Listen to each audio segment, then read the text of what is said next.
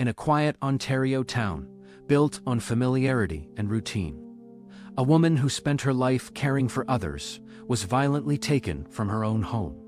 She was a nurse. She lived alone. She vanished without warning. Her killer left behind no witnesses, no murder weapon, and no clear motive. Only two clues remained: distinctive boot impressions and a male DNA profile that still has no name. This is the unsolved murder of Sonia Varaschin.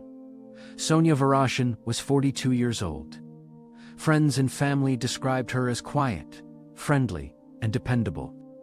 She worked in healthcare and had previously spent time in pediatrics, a role that reflected her caring nature.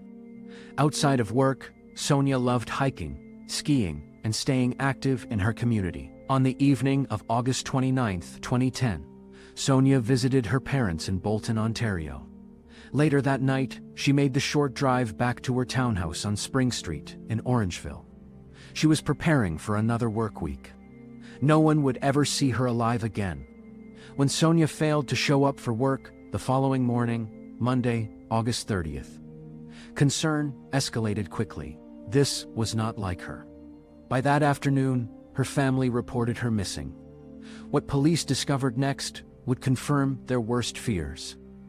Later that same day, investigators located Sonia's white Toyota Corolla. It wasn't parked discreetly or hidden away.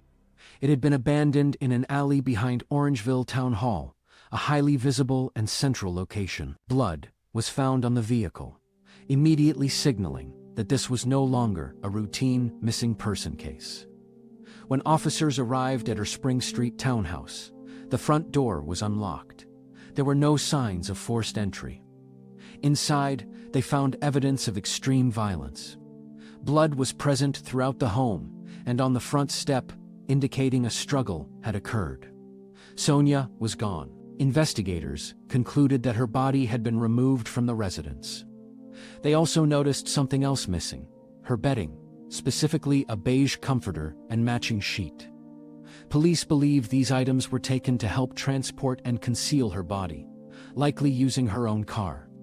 The Ontario Provincial Police soon took over the investigation. For days, Sonia's family waited, hoping she would somehow be found alive. That hope would not last.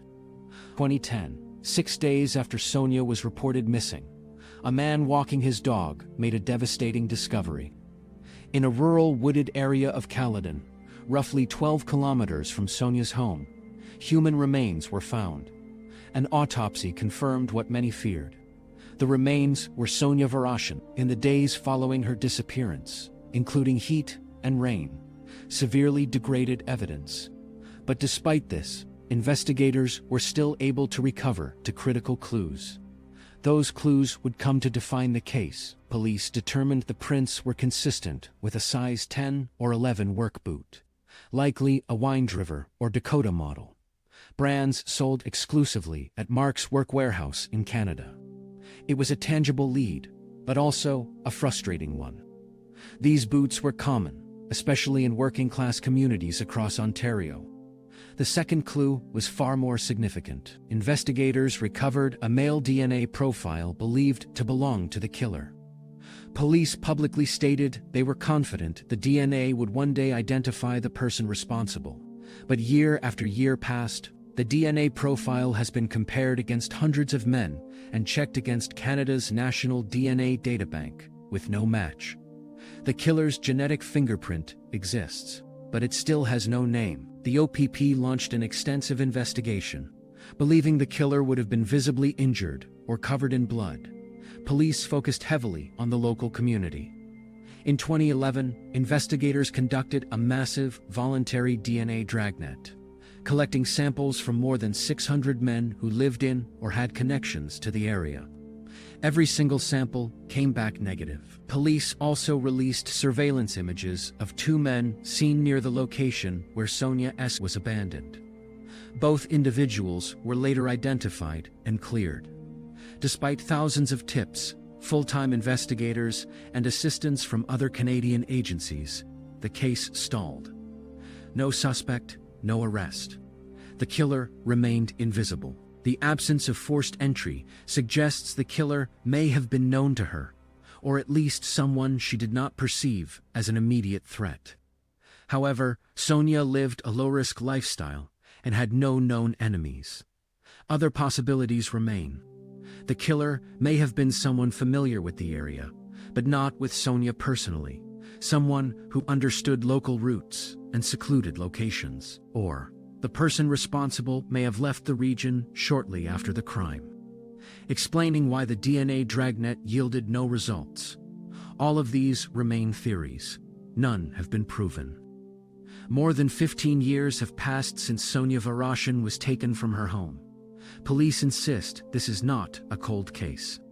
They believe someone, somewhere, still holds the missing piece of information. Advances in forensic science continue to offer hope that the DNA profile could one day reveal the killer's identity. Until then, the boot impressions and that unidentified strand of DNA remain silent. Witnesses to a crime time has not erased. The Ontario Provincial Police are offering a $50,000 reward for information leading to the arrest and conviction of the person or persons responsible for Sonia Varaschin's murder. If you have any information, no matter how small you are, urge to contact the OPP at 1-888-310-1122 or Crime Stoppers anonymously. Justice for Sonia may still be possible.